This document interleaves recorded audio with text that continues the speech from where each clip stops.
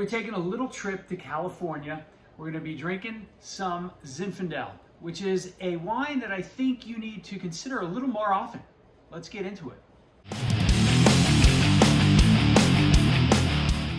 Welcome back to Drinking It In. I am your host, Chris Casara. We are here to help you know more and drink better. And today we're going to California, where Zinfandel does the best.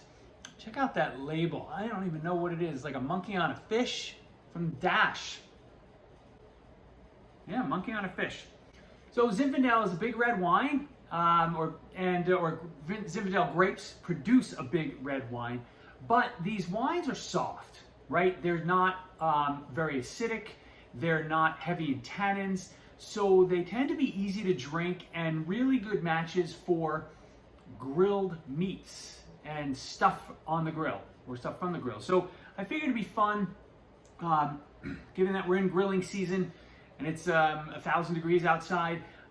Let's see if this red wine is, it fits the bill, right? Because it's going to be drinkable, but not heavy, and not like overdo it in a certain way. So this wine, so again, Dashe 2022 Zinfandel from, I believe it is just, okay, so it's just labeled as California.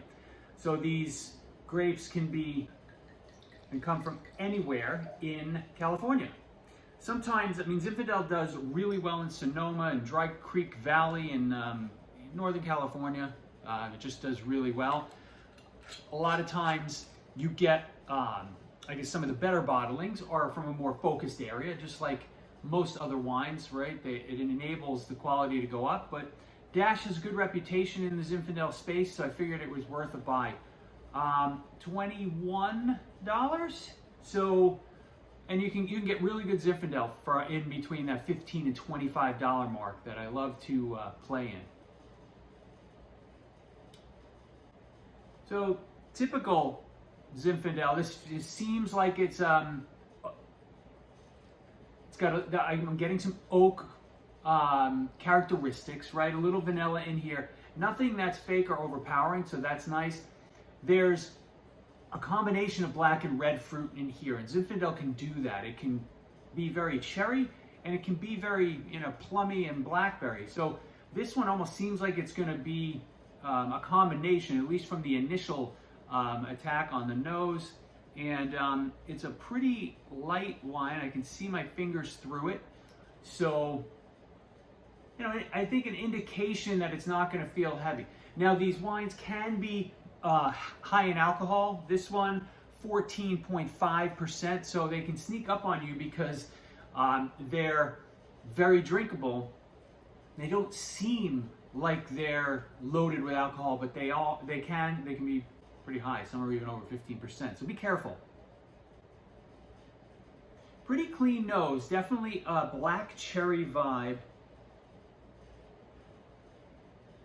I'm getting some baking spice in here, probably as a result of the oak, but there's this sort of a nutmeggy vibe, black cherries and nutmeg.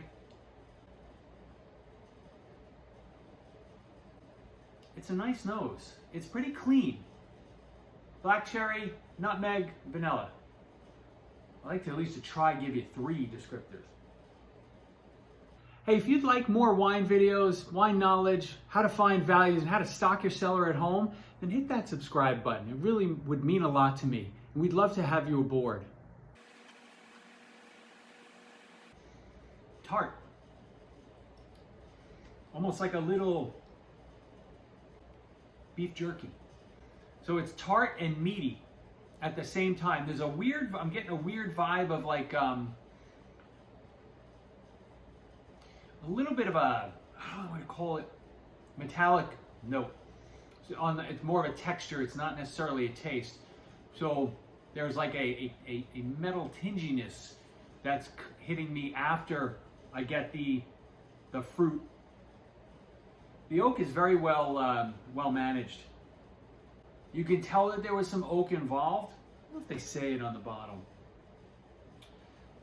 Aged exclusively in French oak barrels. Okay, yeah. I don't get the sense that it's like new French oak for a long time, if you will. Yeah, it could be something that's been reused or whatnot, because it gives it a more muted effect.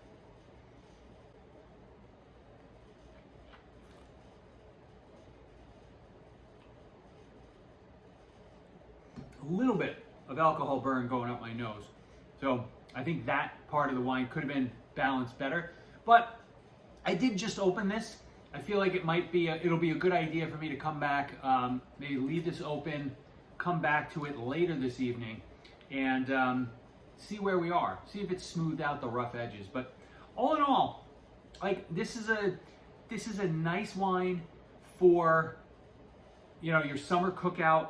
Zinfandel is a really, really underappreciated varietal, especially those from, I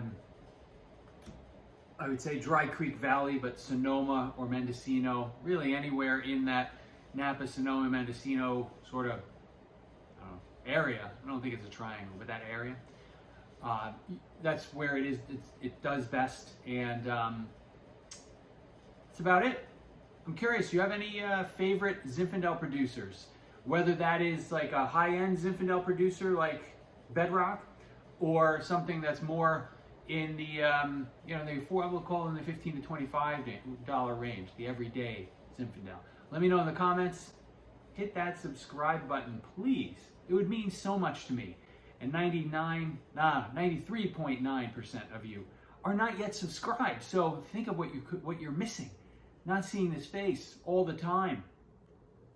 I'll see you guys soon. Cheers.